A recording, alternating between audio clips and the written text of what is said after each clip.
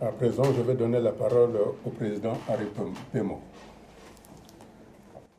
Alors, je ne parlerai pas des preuves parce que ça a été dit, mais c'est que le président Bokadia devient pour nous un symbole et il faudrait que, malgré ce qu'il a vécu, qu'il soit revenu ici et continuer la lutte, il faut l'encourager, il faut le saluer pour cela. Mais au-delà de ça, le poison de la diaspora, c'est la division. Or, nous savons que pour résoudre les problèmes du Congo, il faut transcender nos égos, il faut transcender les différences et créer une unité pour penser ensemble et converger nos intelligences. Malheureusement, c'est difficile.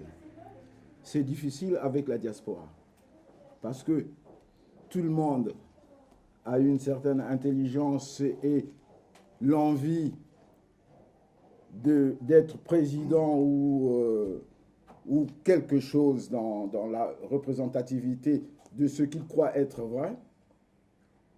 Et l'idée de la plateforme est capitale, notamment autour du président Modeste Bokadia. Il faudrait que nous le fassions.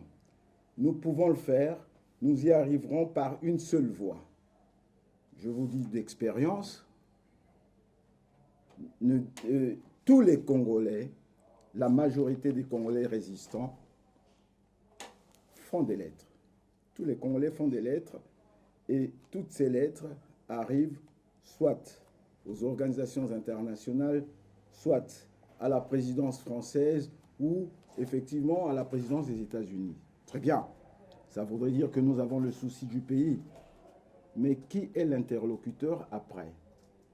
Parce que pour 40 lettres, 40 agitations, ça ne sert pas de répondre.